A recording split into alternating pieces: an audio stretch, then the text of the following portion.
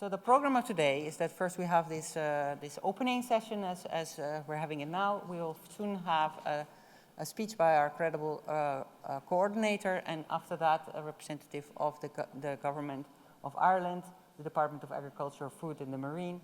Then we have our plenary session that will be also here. Then after the coffee, there will be the parallel session 1, after the lunch, parallel session 2, and then another plenary session after that here again back in the Printworks.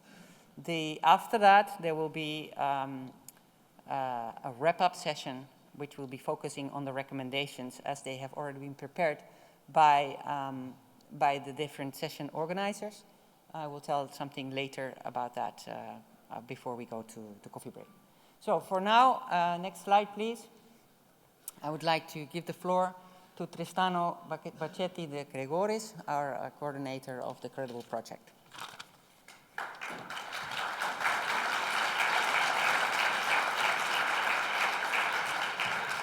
Thank you, Saskia. I'm not used to stand in front of such a big crowd. Wow. Let's consider this a moment. I invite you to look around in the room. Well, actually, with these lights, I see very little, but see who's here. You may see some of your closest collaborators, some people you have never met, but we are here today. From the onset of this event, more than 500 people united in the belief that something can be done against climate change and for a troubled farming and forest sectors. In the belief that the new narrative needs to emerge, one that recognizes farmers and foresters not as the culprit, but as the new hero against climate change. In the belief that we need to acknowledge the role of farmers and foresters, not just as food and timber producers, but as ecosystem stewards. So while I join Saskia's greeting to all the supporters, the partners, the sponsor and collaborator who have helped to design and bring to life this event, I want to extend our profound thanks to all of you here in this room and those of you watching online for trusting this event to be valuable to you, to your organization, to your regions, but also to commit to contribute and build together a system that can generate the impact that we need. So thank you. And as we have a long 3 days of work ahead of us, I'll only take another couple of minutes of your time. Can I go to the next slide, please? I'd like to start from where we left it last year. So one of the key outcomes of the first Carbon Farming Summit that emerged from countless conversations that we had prior, during, and after the summit is that farms and forests are complex ecosystems, and their management is complex. So be aware of the easy solution that simplify those systems, solution that feels like you just need to sprinkle some stardust on the field and you will capture tons of carbon. We need to embrace complexity. We need to accept that farming systems are complex, and any carbon farming model to be successful must be able to deal with this complexity. And this is why I hope we recognize the importance of lean towards this kind of definition of carbon farming, that it should develop as a tool to finance profound changes in the farm and forest management system, transformations that generates multiple benefits, not only climate benefit, but also environmental and social. So moving from last year to this moment, the theme of this year, as Saskia said, is from theory to practice. Our goal is to capture the vast knowledge and experience that sits in this room, and of course online, and use this knowledge to co-design, develop, and disseminate concrete, actionable solutions that will give rise to an holistic carbon farming framework. I understand that it may have been puzzling to follow the logic that has led us to launch an initial call for sessions, then a call for contribution, then recommendation, and so on. And I thank you for your patience and understanding. But our goal has always been one and one only, to help the Commission to access the best available knowledge, tools, and solutions to build a certification framework we can rely on. And with this, I wish you all the best for the next 3 days. And back to you, Saskia. Thank you.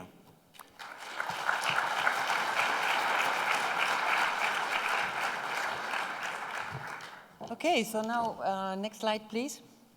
So now we go for the opening by the Ireland's Agriculture and Food in the Marine Department of the Ministry of Agriculture. Please, this is Bill Callahan, who will say hello on behalf. Thank you very much, Saskia. And indeed, those lights are fairly strong, so I look around and it's hard for me to see yourselves in terms of the faces. But on behalf of the Ministry for Agriculture, it just falls to me to welcome you all here to Dublin and to what is a very important conference on a very important topic. You will hear from our Minister later on, but Tuesday morning is generally Cabinet meeting, so he's unavailable this morning, but as I said, you'll hear from him later. Just a couple of points. I think it is opportune that this conference and this event is being held in Ireland. It is illustrative really of the importance of agriculture socially, economically and environmentally in Ireland. It's a critical part of our overall economy and something that we're particularly proud of in terms of sustainability credentials of that food production. And in an increasingly, I suppose, geopolitically uncertain world, that food production is and has to be at the very core of, I suppose, securing the certainty and availability of food for citizens. But I very much confirm, let's say, Tristano's commentary as well, that farmers must be at the centre of this conversation. Carbon farming and the opportunity highlights really that there is undoubtedly an opportunity of improving the sustainability and contributing to the overall objectives we have of a climate-smart agricultural food production system in Ireland. So it is opportune that it's here today, and I suppose it is testament to the number of people, that whole engagement and the importance of that engagement. And I would very much look forward to the outcomes of this discussion in terms of what is a relatively new area of conversation around carbon farming and the prospect and opportunity in terms of working with farmers and leveraging opportunity for finance to deliver on greater sustainability. I would also like to thank the organisers, Climate Kick, and we've had a relationship with Andy and Stuart and Saskia for the last number of years, and it has been a very good engagement in terms of how to look at what are inherently challenging objectives and how they can be met from various viewpoints, and the likes of discussions like here will inform and help that debate. But Aranovia and the Credible Project who brought this all together have also to be thanked in terms of bringing it to our capital here. I did comment to Climate Kick that the topic itself is obviously a draw, but I hope certainly that Dublin and the social scene is also a draw, and which is maybe the driver of the attraction of such a large crowd to come to our capital. So I hope that you will certainly enjoy the next couple of days, and including the evening life around Dublin, and that it's not all work and no play. So on that, I leave it and look forward to the discussions over the next couple of days, and it's certainly a very full agenda, and I certainly hope that it will inform and develop the whole process of thinking around what is a new area of the prospect of carbon farming. It is something that we certainly are committed to here in Ireland. It's included in our programme for government, and we will certainly have learnings, I think, from the event. Thank you.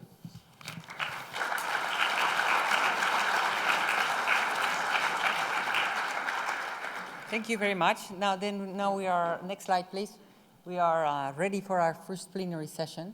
I would like to invite Daniel Zimmer to chair this session. Ooh, be careful. Just take here, this chair.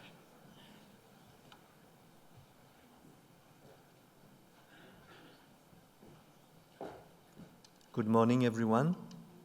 It's a pleasure also to be here with such a large crowd. We hope to deliver something interesting from this summit. And I would like to call just now, in fact, the 4 panelists that we have for this introductory session. So Christian Holzleiter, when we introduce you a bit later.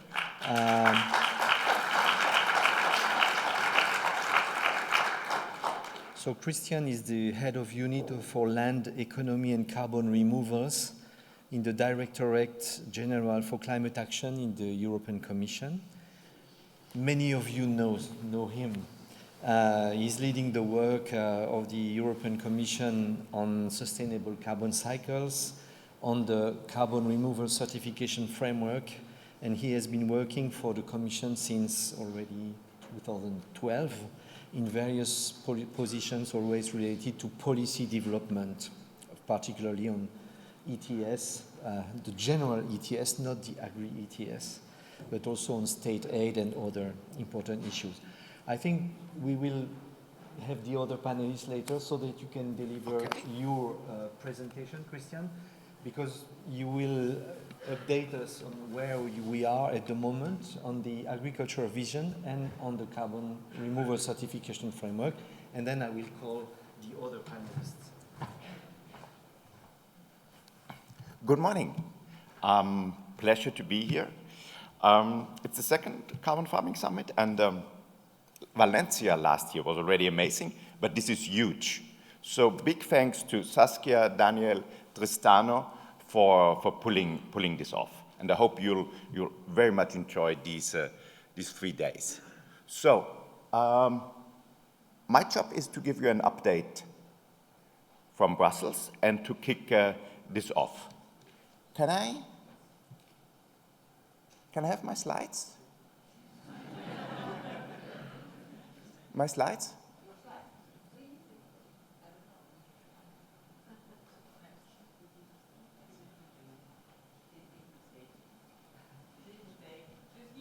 Okay.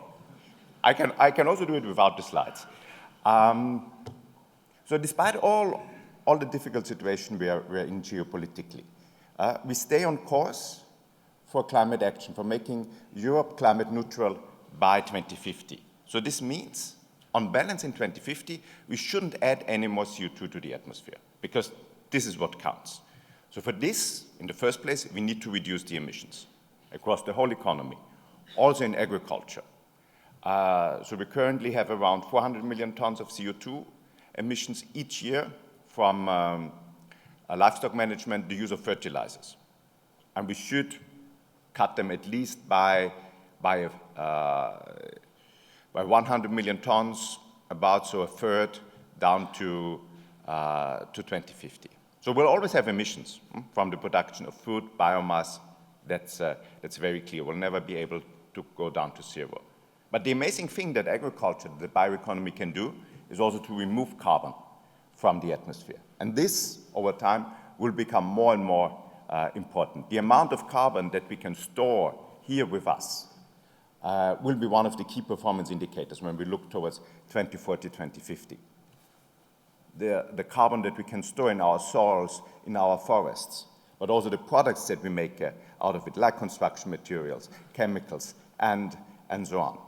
And so currently we store around 230, 240 million tons each year of CO2, and that we should increase to well above 300 million tons by 2040, 2050.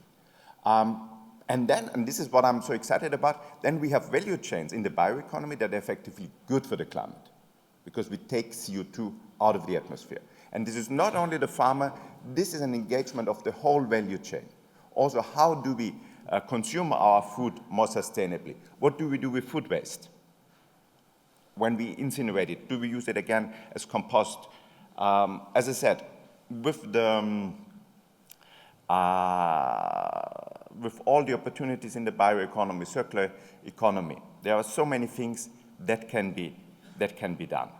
So when I talk about a climate neutral economy for 2050, the bioeconomy is really one of the growth engines, because we'll always have food, but we'll also need more biogenic carbon as a feedstock in the industry. So it should be good business for everyone. And I think in this, goes very well with the agri-food vision. that the Commission published 2 weeks ago, where we gave, set out the objectives, what this Commission wants to achieve for the agri-food value chain. And the first one is attractiveness. So how can we make, in particular for farmers, make good, attractive business? And I think what I would see in the future, there will be 3 markets. There will be food, there will be biomaterials, biomass, and there should be sustainable carbon. So there should be a diversification of income. There should be a strengthening of the market position of farmers in the value chain. And therefore, the vision rightly puts quite an emphasis on carbon farming that can then also be further developed into nature credits, into market-based remuneration for ecosystem services. The second objective in these times is, of course, independence. It's the competitiveness of our agriculture sector, but it's also about reducing dependencies. Well, we still import a lot of soya. Fertilizer is also a big issue, and there could be also a very new business model for fertilizer. We use less fertilizer, more targeted, and this fertilizer we produce in Europe. We produce with hydrogen, with green hydrogen, and can even more come to a climate-positive value chain. Then the third objective is resilience, future-proofing. We need a very resilient, very productive land by 2050. We need to work hand in hand with nature, and that's also a task for the whole value chain. And the agri-food vision rightly puts the emphasis on that we need good indicators for that, that we need sustainability indicators, benchmarking that are really helpful to drive the change for everyone and that are easy to use. And again, here we are spot on with what we are doing with carbon farming, with the certification, working towards a single benchmarking, monitoring, reporting, verification system. And then, of course, for the last one, and I think there we also contribute with carbon farming, is to make the rural economy more attractive, have more high-skilled jobs, really providing the right services, the right project development to the farmers, having those solutions for a deep transformation, as Tristano mentioned. I come back to one slide that I've also used last year in Valencia. What are the keys for successful carbon farming, so to really scale up carbon farming? The first one is we need a credible monitoring, reporting, verification system with the certification that we are currently working on. The second one is we really need good services on the ground, project development, advisory services that make it easy for the farmers to take up these new practices, so that they get really good advice, what can be done on my parcel. And the third one is the finance. We need well-functioning carbon markets to make carbon farming bankable. And I want to go a bit deeper on these 3 challenges. On certification, we want to be ready by the end of this year with these 4 certification methodologies. We are moving quite fast, and we can move quite fast thanks to all the great input that we are getting from you on soil management, agroforestry, afforestation, rewetting of peatlands, biochar, and we will talk about all these methodologies during the following 3 days. But of course, we still have some questions for you related to these quality criteria that we've set up. And the first one is quantification. How can we build on all the fantastic work that is already there on modeling, on sampling, on remote sensing, to really build one single quantification methodology for Europe? How can we take what we already have now and harmonize it at the European level? I'll come back to that in a bit more detail in a minute. Then the additionality. How can we add up public and private support? We'll need both but how can we be transparent about that and get the incentives right? So for example, for agroforestry, we've put out the ideas that the initial investments for the plants, for the hedges, for the trees, could be financed by the Common Agricultural Policy. And then we are here with the certification, with the carbon markets, to give the financial incentives that these hedges, these trees, are well managed for 10, 20 years. What do you think? Is this a good model with what we can go forward? Then we also need to talk about liability risks. I think a lot on the management practices that we talk about will reduce risks. So I don't think we'll have a lot of big risk exposure there. But nevertheless, we need to be transparent about that. And we need to find a way, how do we really create a European carbon pool on that? So how can we also pull in here private insurance to have a really efficient and low-cost solution for that? And then the last one is the link to biodiversity. Our currency is carbon, but of course we want to have a very sustainable carbon. We want to privilege those practices that also deliver on biodiversity that already our certification framework says. So what are the good indicators? How can we link to that? How can we also develop those indicators further? How do we make the link to the nature restoration law, which will be also important for the member states, as they also have to fulfill targets there. So, and on this, we are very much looking forward for your recommendations, for your insights over the next 3 days. And when we talk about that, what is important for me is also my kind of the bigger picture. Where do we want to go? How does this carbon farming certification fit into the bigger picture? And I think where we should be going is to have a single monitoring, reporting, and verification system that works for the carbon market, for the Scope 3 reporting in the value chain, for the Common Agricultural Policy, for public funding, and for the national inventories. So what I would imagine that in 5 or 10 years, we have a soil map of Europe that has all the standard emission factors that we need for different soil types in the different regions.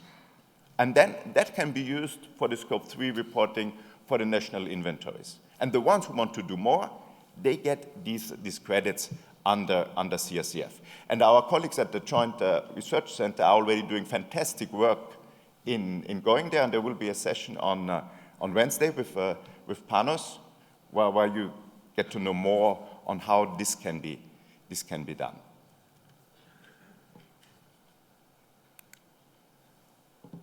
So just what is our timeline?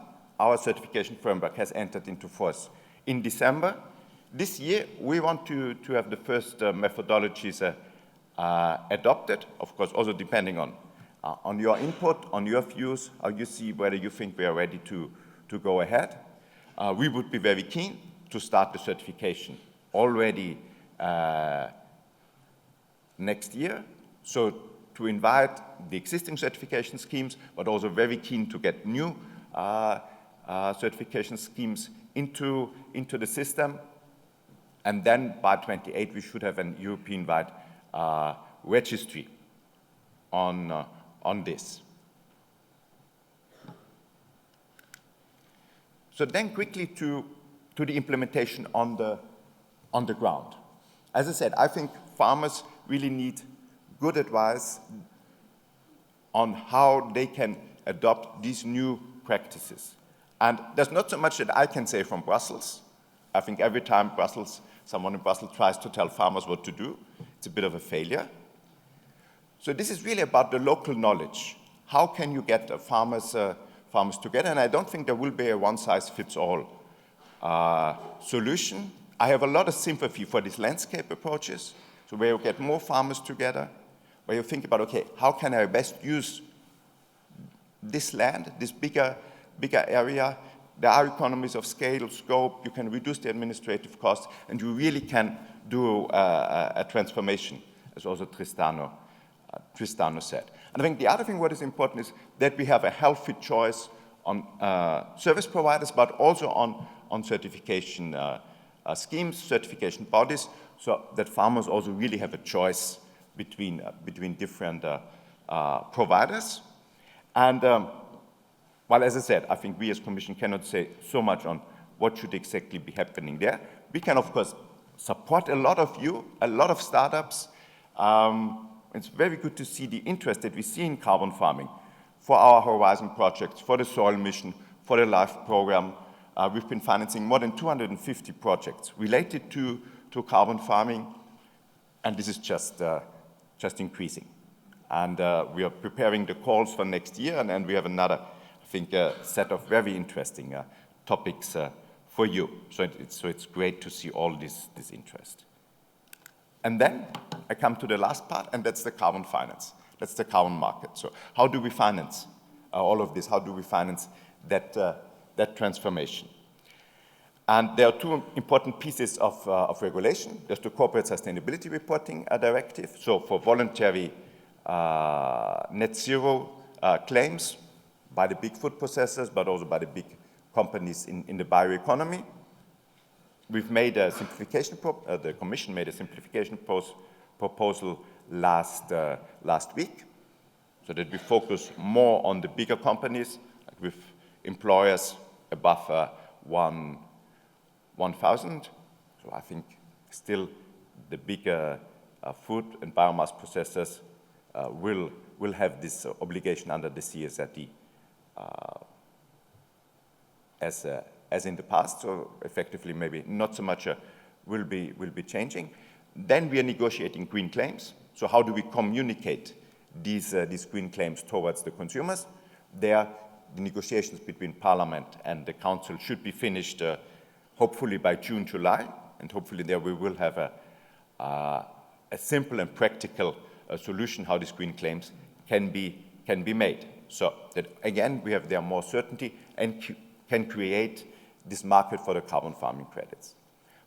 But I think in view of the deep transformation that we need in the sector, this voluntary action will not be enough. So, and this is also why we are doing studies on, okay, how could a more regulated carbon market also look like for the agri-food value chain for the bioeconomy? Because if you think about rewetting of peatlands, agroforestry, these are really big changes in your management. And as a farmer, you want to have certainty, planning certainty over the next decades. Okay, what is the income that I can expect from that?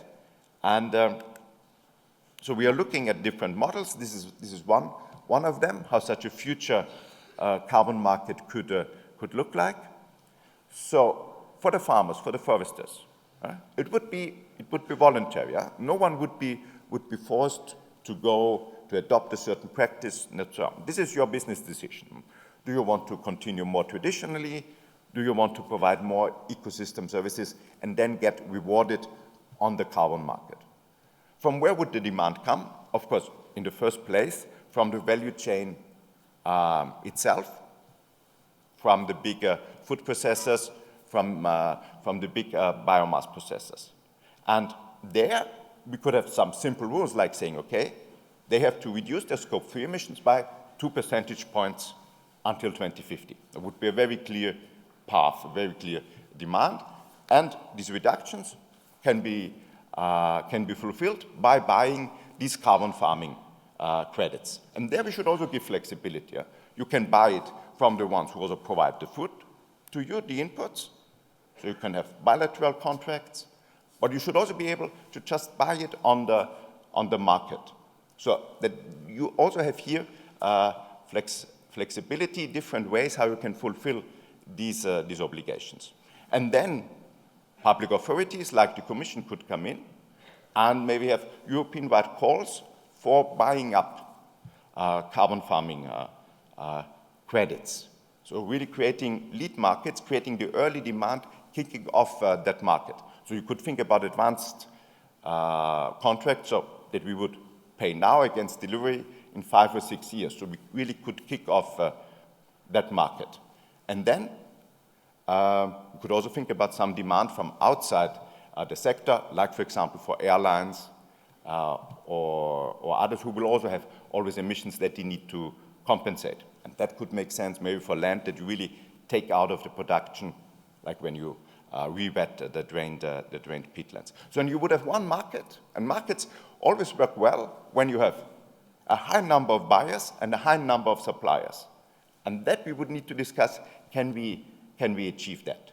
But the basic condition for that to work well, and now I'm circling back to from where I started, is a single certification scheme that can work both for the value chain, both for public funding, and also for the member states for the national inventories. And with that, I stop, and now look very much forward to your ideas, listening to your recommendations to us. Valeria and I will be at these two wrap-up sessions today and tomorrow at 5:15, and very much looking forward to what you want to tell us how we can do a better job. Thanks a lot.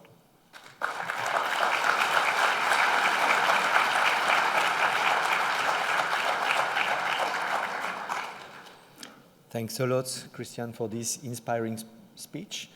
I enjoyed particularly these last slides on the creation of this market. I think it's very interesting also for our conversations during these 3 days. I now call the three panelists also on stage, if you would like to join us. And we will have a number of reactions from different stakeholders. First on the agri-food, the agricultural vision of the European Commission, and second on the more specific issues related to carbon farming. So,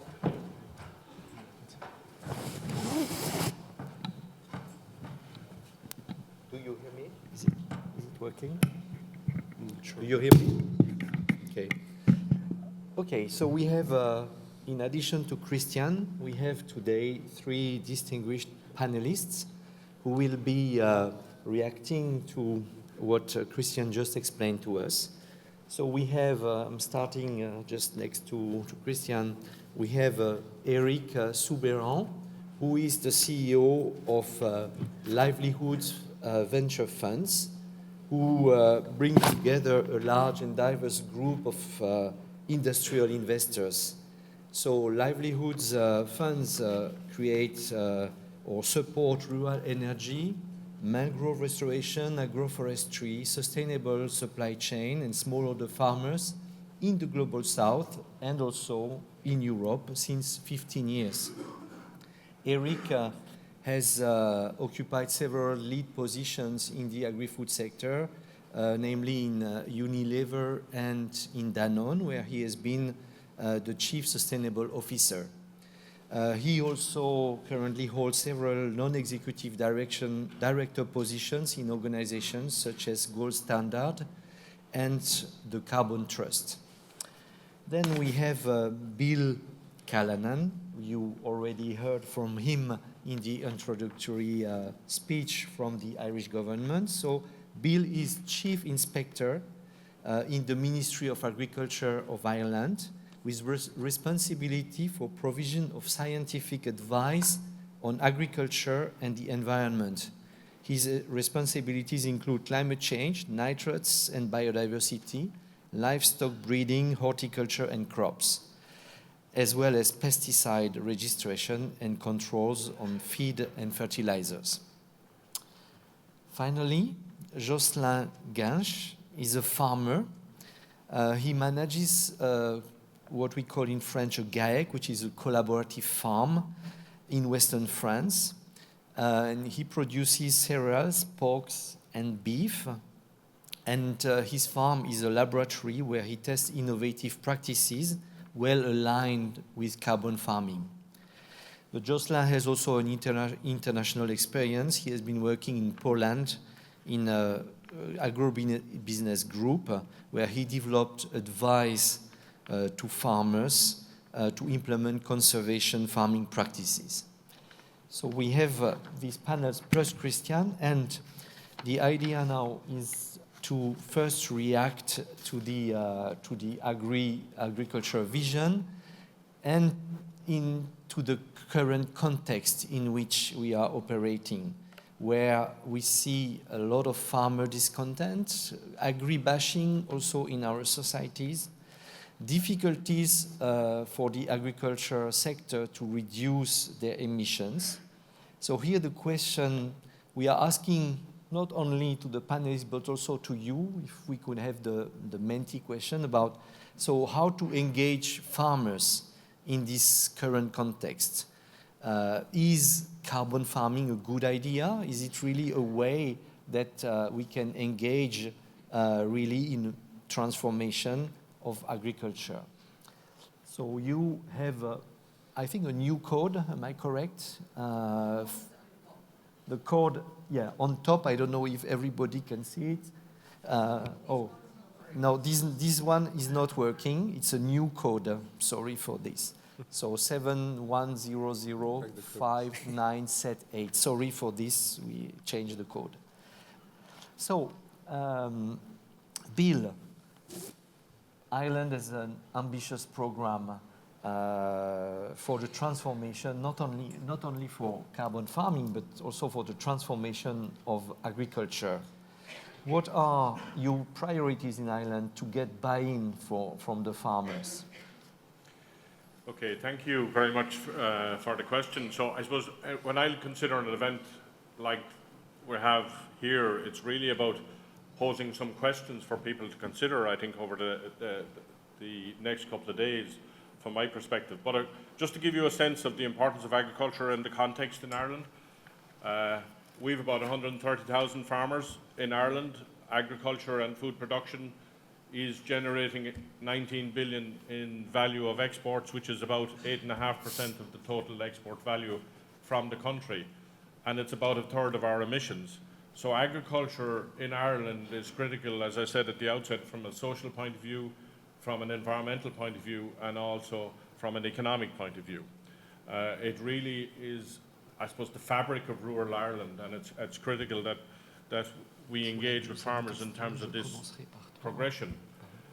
We have a particularly strong, I suppose, sustainability credentials because a rain-fed, grass-based system does particularly well in terms of sustainability, but equally so, there's regulatory demands in terms of improving that, but I would also suggest that there's market demands in terms of improving that. So as you deliver, I suppose, to what is an increasingly aware and understanding marketplace at a high level, how are you, I suppose, supporting, enabling and regulating the sector in terms of achievement of that objective of meeting the marketplace expectation as well as the regulatory demand here. We do it well, I think, in terms of we publish every 5 years a strategy, an agri-food strategy, which is very much involving the stakeholders and farmers in the development of that and setting, I suppose, areas and topics to be worked on. And the 4 that were identified in the last Food Vision report are climate-smart, sustainable agriculture, viable and resilient producers, food that is safe, nutritious and trusted, and an innovative and competitive sector. So from my perspective, the ideas of carbon farming fit a lot of those, or tick a lot of those ambitions, but how we approach it is going to be important as well. That there are going to be inherently challenges, which is that whole MRV and understanding and quantifying how much can be, I suppose, delivered from it. How is it financed is another obvious question in relation to it. But my key message is that farmers have to be participants in that. I think it was Christian who said in his opening that the reality of people listening to what is coming out of Brussels might be questioned. Well, I can assure you I have a neighbour who regularly says to me, you know, what you should do now, Bill, is, and you know, that's fine until someday you're a bit annoyed and your reaction is generally not positive when somebody tells you what you should be doing. So that has to be a kind of an open conversation, and it has to involve farmers in terms of that. But critical to this, and this is sometimes the difficulty in terms of regulation, is a conversation of why we're trying to do what we're trying to do, and that it's not just another rule or not just another demand. So from a regulatory point of view, I increasingly see my role as explaining and understanding what's the objective and why are certain rules in place or why are certain regulations required. But that's only one leg of the stool in terms of how to try and do things. Regulation is necessary, but it has to be appropriate and it has to be to a specific objective. But you also need incentives in terms of rewarding and recognizing that you're and effectively paying for what you're asking, and also the necessary supports and additional, whether it's advisory, whether it's the engagement of industry, which I see as critical, so that they're hearing the same, farmers are hearing the same messages and participating in the same messages from their processors as they are hearing from government. And that's kind of a piece that oftentimes, and we put a lot of work in terms of water quality on that simple objective of ensuring that it's a consistent message in what is an increasingly complicated and media-driven world around soundbites. So I think I'll leave it at that as the first answer. Whether it answers that ask questions, I hope it asks questions of the audience in terms of deliberations for the next couple of days. Thank you. Thank you very much, Bill. Let's go now to the industry sector, just mentioned. Eric, the agriculture vision aims to secure the long-term competitiveness and the sustainability of the agri-food sector in Europe. Can the industry become at the same time more competitive and more sustainable? What is your view on this? Yeah, of course, I think that's the billion-dollar question, right? So I think from my experience, and first, thank you for organizing that. It's so great to see basically a room that is full about this topic, especially in this current moment of time. That is, I think, the time where we're going to see people who are really committed to a transition that is necessary and people who are less committed. So I think it's fantastic to see that we can team up and find solutions together. So congrats for that. And it's fantastic to be in Ireland, which is symbolically also very, not symbolically, but very pragmatically a very important agriculture power in the whole landscape. I think we are in a moment where there are three very converging shocks that we have to face, and I want to start from there. For the first time in the history of humanity, there's going to be less energy per capita. We have less arable land per capita, and we have the first time a DNA convergence. DNA is supposed to create diversity and diverge. We are creating a system where DNA is converging. And this is basically three very important shocks that the corporate sector have to factor in if they just want to continue to be in business in 15 or 20 years. Had the chance to lead different businesses and sustainability in businesses that had 100 years of history. So if you take the two companies you were seated, I think the question is, are they going to be in business in 100 years? And to be in business in 100 years, you need to find milk, you need to farm cocoa, you need to farm cereals, so you need arable land. And therefore, we need to protect that asset. And this is something that is very important critically in Europe. And we have the chance in Europe to have an underlying asset, if I speak in financial terms, that is there and that we can protect. Yes, it's going to have a lot of issues linked to climate change, but it's still there. There are areas in the world where actually this underlying asset, arable land, will disappear, not in Europe. Mm-hmm. So it's actually very strategic for corporates to actually protect and invest in these underlying assets.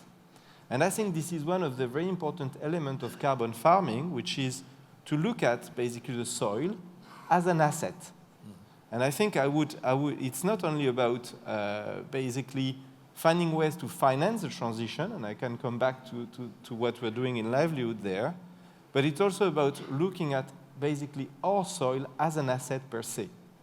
And there is a paradox, because I'm a farmer myself, and you know when you're a farmer, and Jocelyn would probably elaborate on that, I guess, but you're spending a lot of time protecting your asset, but your asset is not liquid. So you may live poor and die rich.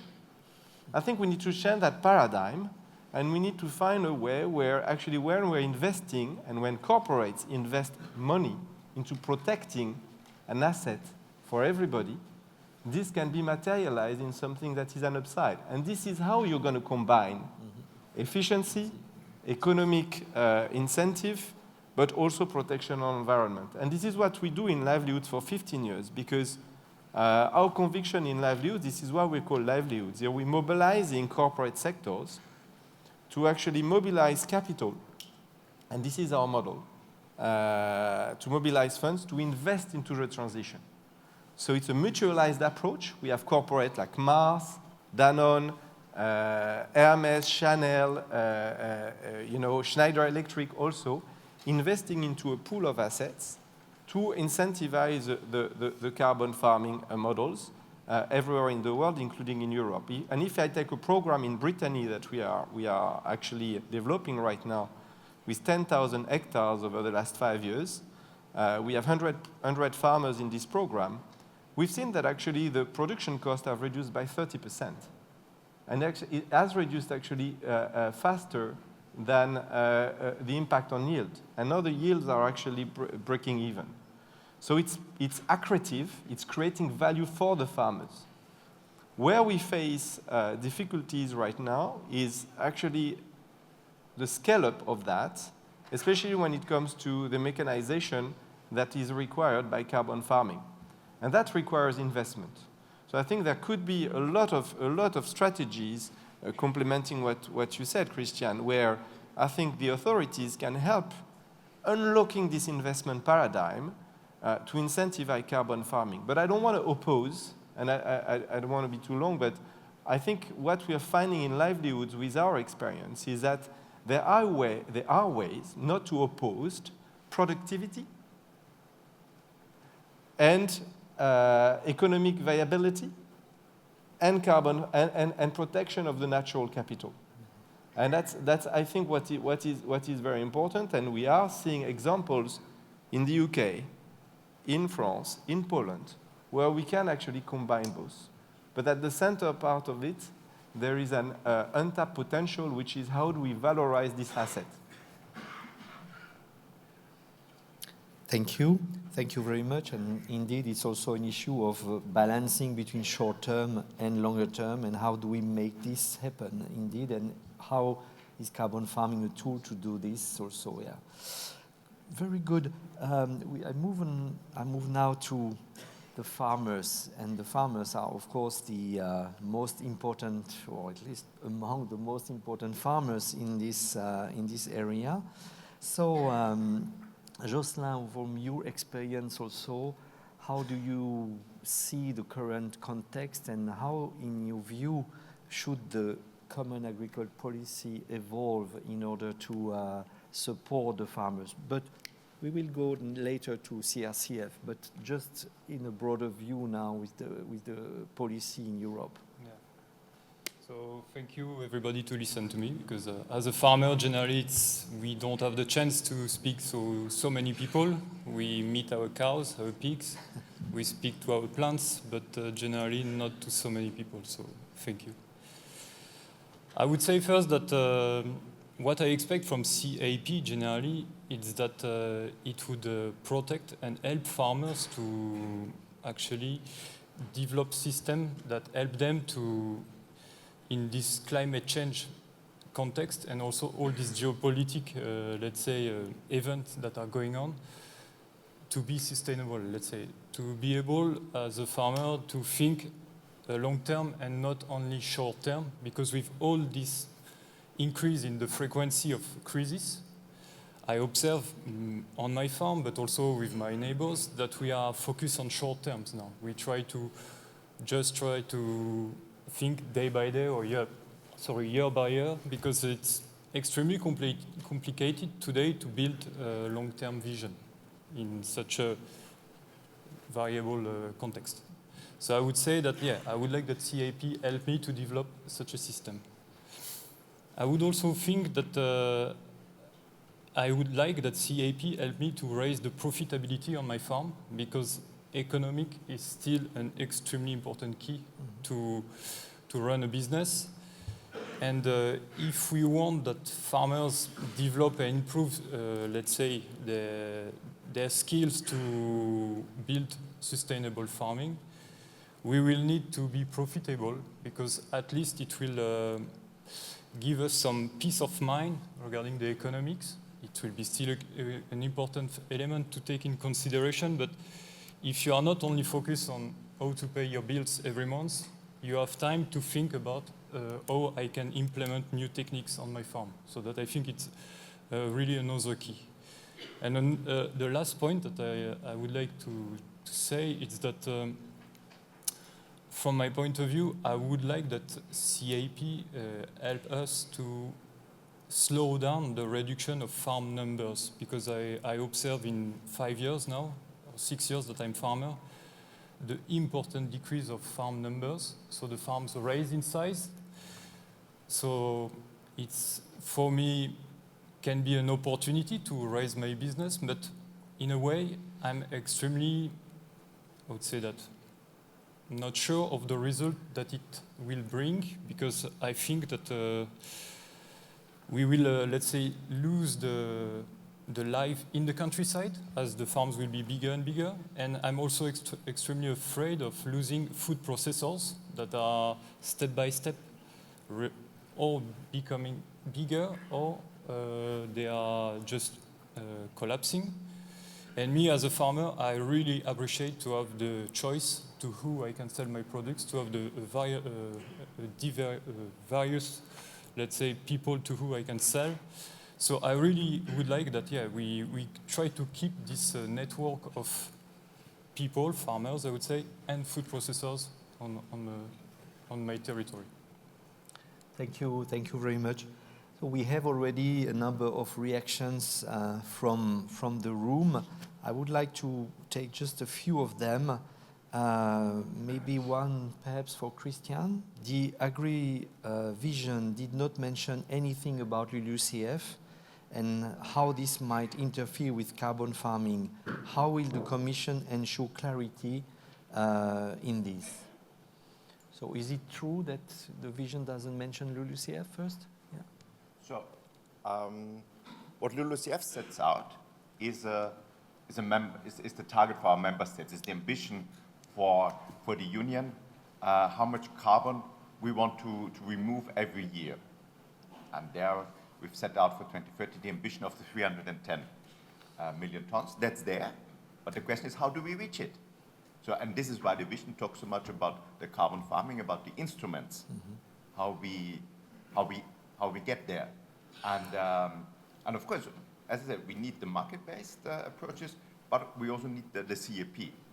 And with the new CAP strategic plans, we are now seeing like the first data, how the new eco schemes have been taken up in the different member states. So I think within the next year we can already take a lot of lessons from how that works together. But what is true is that the targets of LULUCF for 2030 seem to be very challenging to reach, because we see a much bigger impact of climate change than what we expected. And the main impact are what we call in this technical term natural disturbances.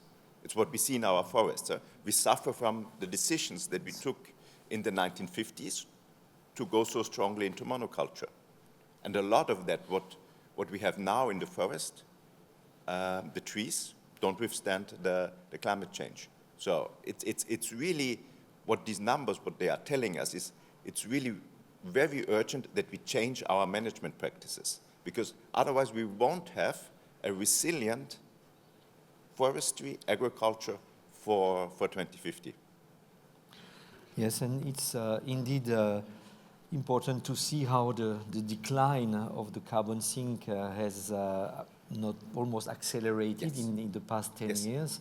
And so agriculture indeed needs to play a role, while we see that forestry, it's not so obvious that we will be able to change the trend basically on the forestry sink. But we see it in agriculture as well. I mean, like all the droughts that we have, exactly, like particularly Spain, southern France, Mediterranean. It's really a difficult situation, and this is also true for the productivity. And I think this is also why so many companies in the value chain are very concerned about that. Thank you. We have questions for Jocelyn. As a farmer, why would you choose more work and higher costs for a potential carbon credit? So what would trigger your motivation? And how do you think permanence of the stored soil carbon can best be achieved? I think it's a bit detailed, these questions, but but more generally, what for you would be the incentives to go into more carbon farming? So I will take the example of my farm, where I farm with my associate Sylvain, that is in the room, so it's a pleasure to be there. But the thing is that we enter in carbon farming because one day I read an article of The Economics that was, let's say, trying to compare the efficiency of industry in carbon emission and their results.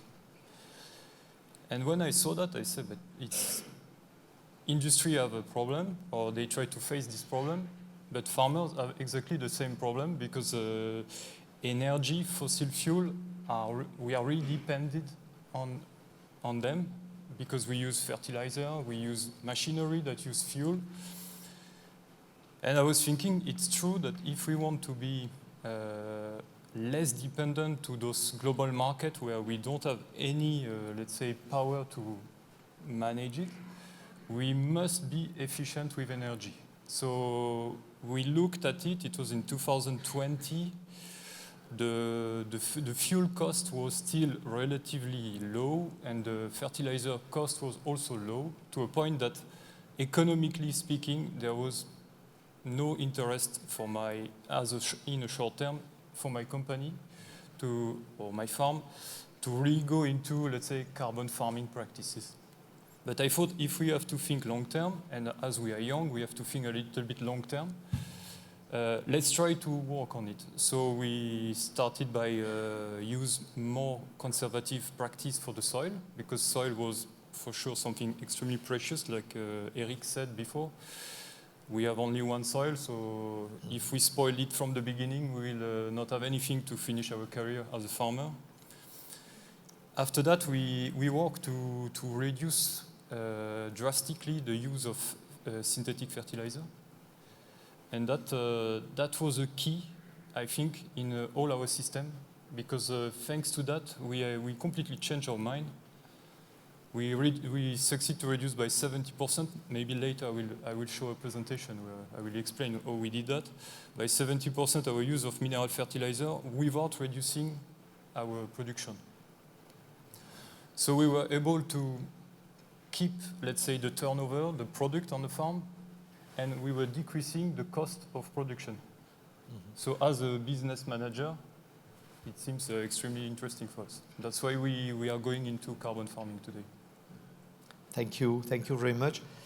So we have quite a number of other questions that are already very detailed and are related to more the CRCF, the Carbon Removal Certification Framework. So we will move to the second part of this conversation, which is more about the approach that is now taken by the Commission, and hopefully that we will all contribute to. The second set of questions also for the audience is, how do you see in general the approach that is taken for the CRCF? What are opportunities and important barriers also to the adoption of carbon farming? And so please, your reaction, although we have already quite a lot of them in the Menti from the previous set of questions. But I will start again from you, Jocelyn. Yeah. You have heard from Christian how he sees the development of the CRCF in the future. Is this approach, according to you, attractive to farmers? What are opportunities and barriers that you see to the adoption of the model that is being developed? First, I would say that as a farmer, we are extremely far from those topics. When I first heard about CRCF regulation a few weeks ago, because I was preparing the presentation, it seems something that a lot of specialists know extremely well, but at a farmer level, we don't have at all the information about it. Like, what is the orientation? What are the ideas behind the CRCF, let's say, regulation? So I had to go into it and try to read the documents and try to make a synthesis on my side. And what I thought about it is that, yeah, I think it's a great opportunity for my farm to let's say, go into carbon farming in the limit that there are still, at my level, plenty of unknown. Like the methodology, for example, to evaluate carbon, let's say, storage, but also greenhouse gas emission. So on my side, I'm, let's say, balanced. And it's a farmer position, like we are always balanced between pros and cons. We never know. We like to complain, but it's because we deal with plenty of things. But I would say that, yeah, we are still, let's say, I really think it can be positive. It can be a new way to get, let's say, new incomes on the farm. And I really like the idea of diversifying the incomes. Today we produce, let's say, crops, meat from beef and porks, but why not a new income coming from carbon storing? I also believe that if we want to be farmers for a long period, we'll need to have sustainable practice. And I observe that in the carbon farming, let's say, regulation, or vision, I would say all those techniques are, for me, going into this way of sustainable farming.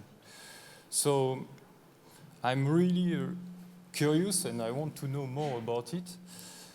Actually, on our farm, we are not part of a scheme that reward us for the potential carbon that we store on our farm or the greenhouse gas emission that we reduced by our practice, because we didn't find the methodology that fit our mixed farm.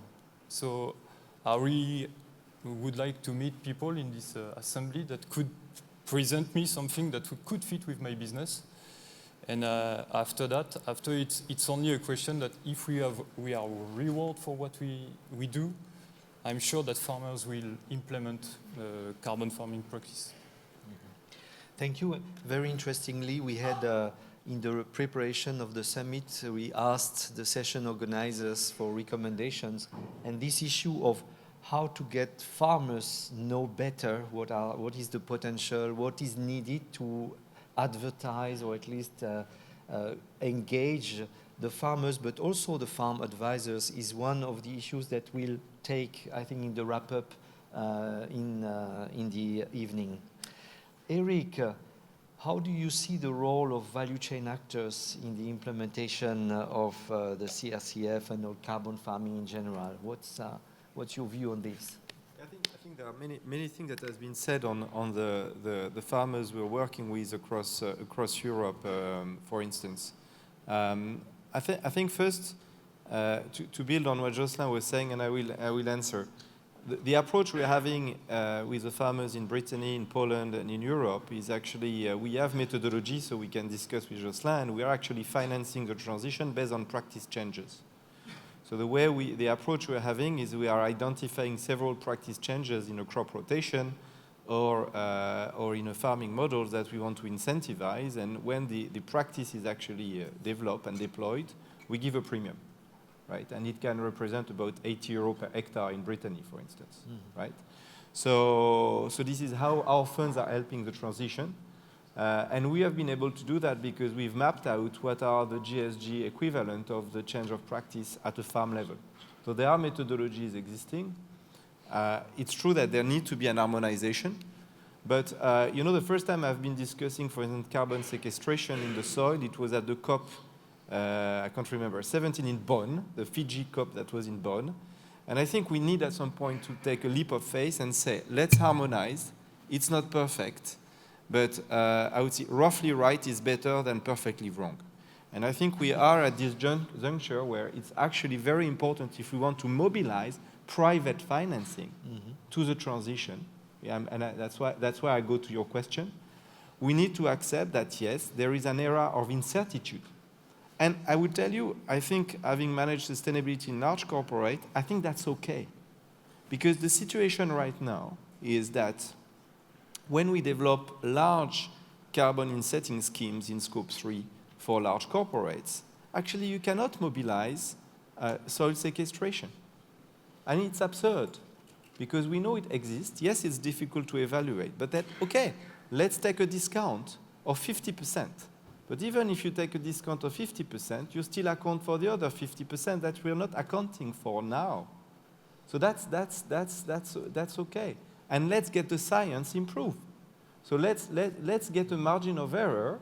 Okay, let's factor that in, and let's move forward. So you could potentially mobilize, I think, a lot of private financing on that front, if you want to do that. And I think to build also on the CRCF. So there are things about incentivizing. That's true. And I think that's absolutely key to redirect some of the financing. I think there is globally close to $1 trillion of public subsidies in agriculture. So let's see how we can best use that. But that's what the DG Climate is doing. But there is also the fact that we can also a little bit adapt the rules of the game. So, and I can give you two very simple examples. When you are investing in nature-based solution, it's a cost. When you're investing in a tractor, it's an investment that you can depreciate. Why? If we really truly believe that nature is an asset, and I go back to my point, if you invest into soil, you should be able to depreciate that, right? And you transform that as an investment, not as a cost. It's just, you don't need, a revolution, a methodology. It's just a decision that public authorities can do. Of course, this has implication in terms of taxation, because if you depreciate that, that's decreasing your taxation. But let's take that, and I think the policymaker can take that decision tomorrow.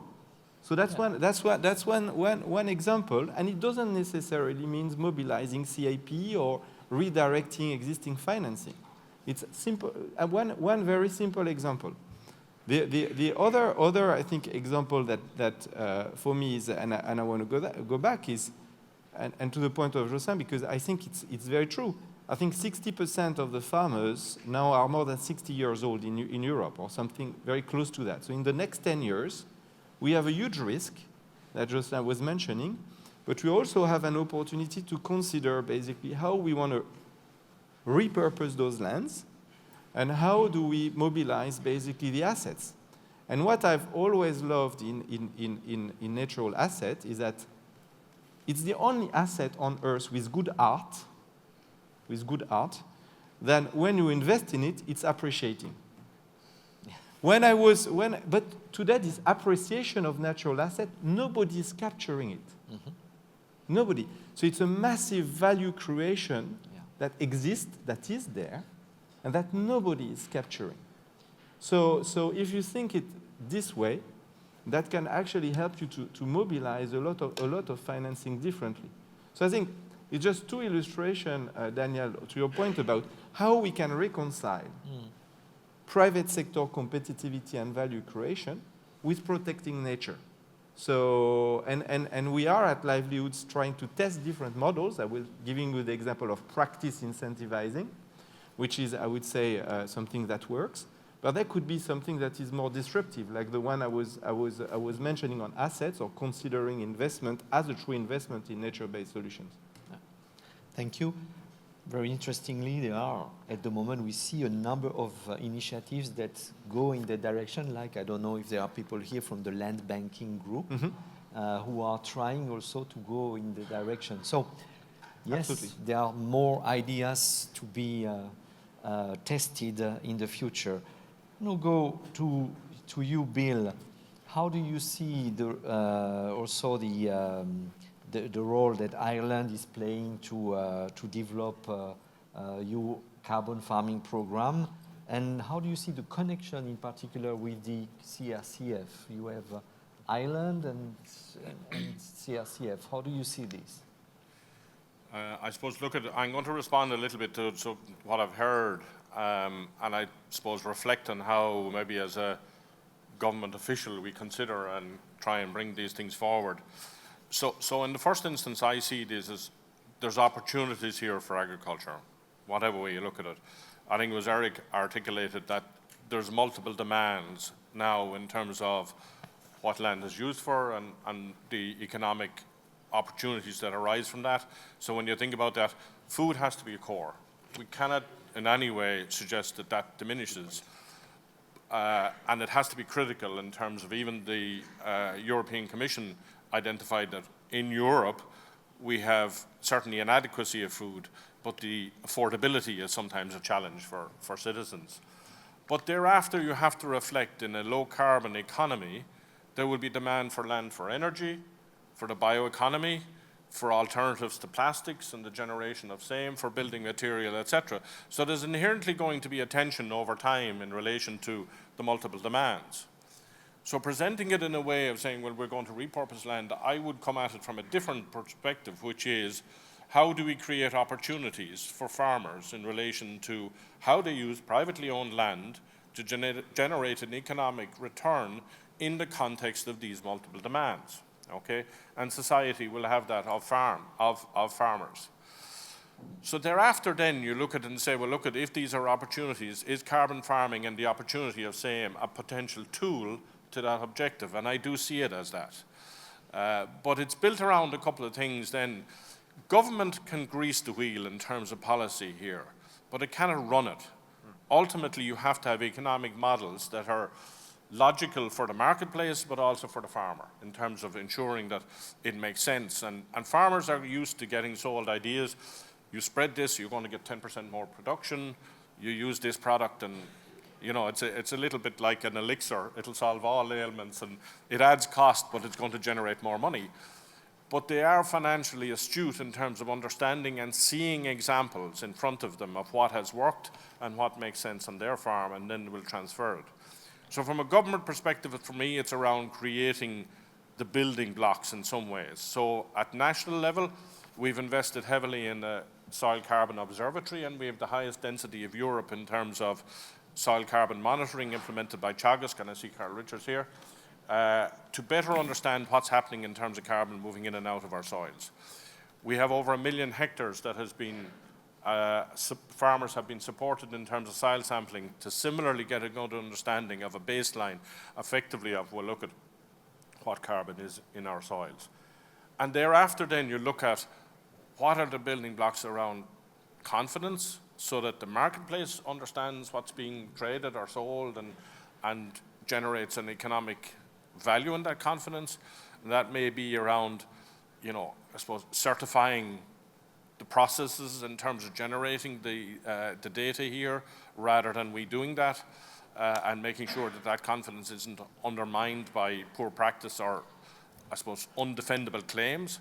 And also then critically that finance piece, because as I said, government can't pay for all of these things. The marketplace has to make a return. So I would see those as necessary and important building blocks that we need to focus on. We have already published a public consultation on carbon farming. We got a significant engagement as a consequence of that. And we will be further engaging with stakeholders and in particular farmers as that develops, because it is new and it is certainly, I suppose, not fully understood. And how do we overcome some of that and make good examples? And a good example we have in Ireland is a Woodland Environment Fund, where effectively industry, I suppose, is supplementing finance from government in relation to the planting of broadleaf, and there's been quite an interest in that. So I suppose that's kind of a broad reflections in terms of concepts don't sell with farmers, because ultimately everybody is selling something to them. It has to be something that's understandable, piloted, good examples that financially make sense, even on their own merit rather than just public money in relation to driving this. And that's how I see carbon farming evolving. I would like to recognize, however, the movement that's happened at European level, Christian, in terms of the inclusion of livestock within that. And it was a big issue in Ireland because we're a livestock producing country. So that evolution just from carbon is something to be welcome. It's also welcome that it's been brought forward, let's say, from post-2030 to the current period. But I would like to see it developing in a way, A, that's an engagement, B, is not just rules-based, but there's a pull factor in terms of opportunity here for farmers. And ultimately, they're involved, but also that it makes financial sense. That's it. Thank you, Bill. Thank you very much. So we are running a bit out of time, I think. So I will come back to one question, at least, that we received. But before that, we have a final questions for the audience, which we ask you to, again, answer to in the Menti. What do you bring to the summit that you want to share, and what do you expect to get? So, and this will be again a word cloud that will be shown on screen. I just would like to come to one of the questions that we had in the recommendations that were prepared, and it's the question of carbon credits and smallholder farmers, because the costs and the burden also to work on carbon farming when you have a small farm is a challenge, and it's one of the questions that was raised in the Menti and in many sessions. So any final comments? We just have a few minutes, so very short, because there will be ample opportunities to discuss this also, and we may come back in the wrap-up session. But any comment from the panel? Very short. Yeah, no, I think that's a super important question, and we have in our regulation this idea of group of operators, so that you should get together. And I've talked before about this landscape approach. And I think it should be really a transformation on the ground. And if you want to create a lot of carbon credits, I think you should it's also to think about a deeper transformation. You have to think about agroforestry, rewetting of peatlands, and so on. And that's much better if you get together at a larger scale. But of course, for that, we need the entrepreneurs, the advisors, the operators, the project developers that make that happen. And they can be private, they can be public. It could be companies in the value chain, it could be others. So, and this is something I'm very excited about, is to see what can work there. But I don't think it will be the single farmer that has to read through all our regulation for all the methodologies. There must be someone in between who provides that service to the farmer. Thank you. Jocelyn? Yeah. Just to answer to Christian, I'm not a son of farmer.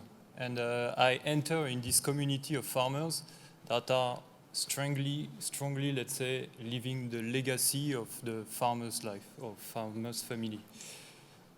And I understand the idea of scaling the programs to make it more efficient, but I already see, let's say, complicated things to manage with, let's say, landlords, farmers.